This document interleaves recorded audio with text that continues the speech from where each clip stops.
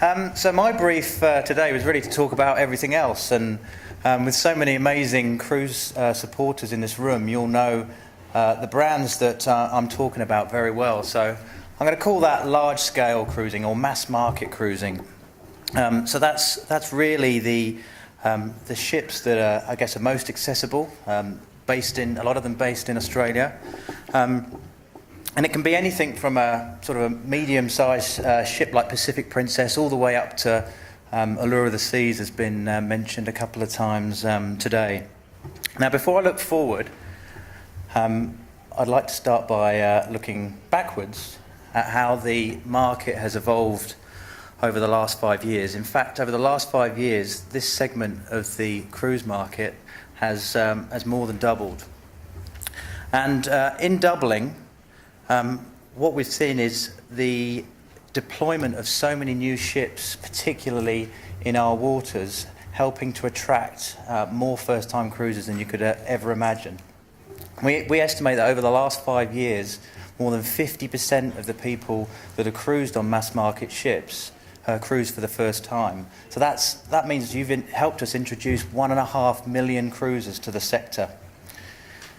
If you compare that with the trends in more established markets like North America or the UK, you'd expect about 30% of people to be first-timers. So a really tremendous input.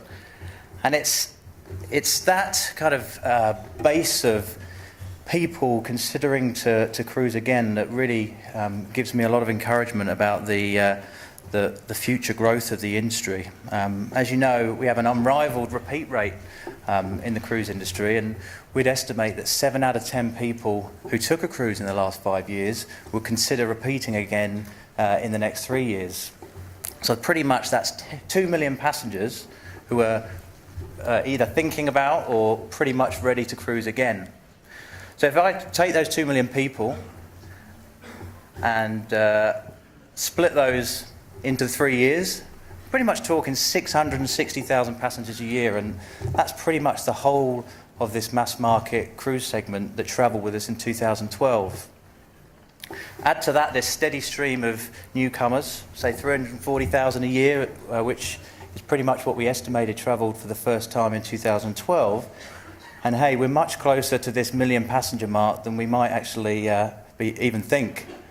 And this is just for the mass market cruise sector alone. So I think as the market matures and we get more people thinking about cruising again, this is going to give the marketing departments of some of the cruise lines the opportunity to really focus on more brand building marketing activity rather than a lot of the heavy sales promotion, price focused activity that we've really seen as we've managed to absorb this huge amount of capacity in a relatively short space of time. So we hear this term a lot, finding the right brand for the right guest, but I don't think any cruise line in this market has really quite cracked that one yet. So better insights into psychographic and demographic passenger trends, as well as more about experience on board rather than just product features. I think that's going to help the industry ensure that we are finding the right brand for the right guest, and that in turn will ensure that those people come back satisfied from their cruise and ready to book again and again and again. And as we continue to build that demand, so we increase the chances of continuing to raise prices, and that sort of benefits all of us in the room. Now, I'm a bit more bullish. I think I've been working for Anne for too long, but we estimate that the cruise market, the total cruise market, might end up closer to 800,000 than 750,000 when the stats are published for 2013. And of that, 75% of passengers cruised on a mass market ship close to home. So I'm not saying that I don't think the market further afield is going to continue to grow, because it absolutely will, as this base of repeat cruisers looks to try new things around the world. But I think what the trend we're going to continue to see, as we have done in other parts of the world, that home porting is really key to getting that frequency and encouraging both new people to cruise and existing people to repeat.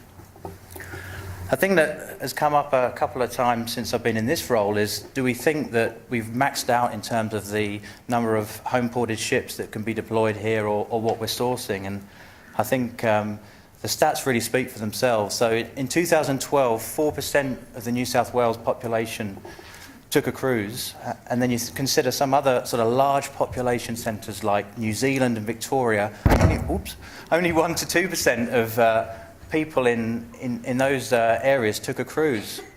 When you compare that with somewhere like Florida, where 12% of people or more are cruising every year, it really goes to show that getting to that 10% penetration mark isn't as ambitious as one might think. More home ports locally means more destinations. More destinations is going to encourage people to come back. So it's not just about finding the new places to cruise. Certainly, as Michael alluded to earlier, developing what we're doing in existing destinations is going to be really important too, to ensuring that first-time cruisers have that fantastic experience everywhere they go.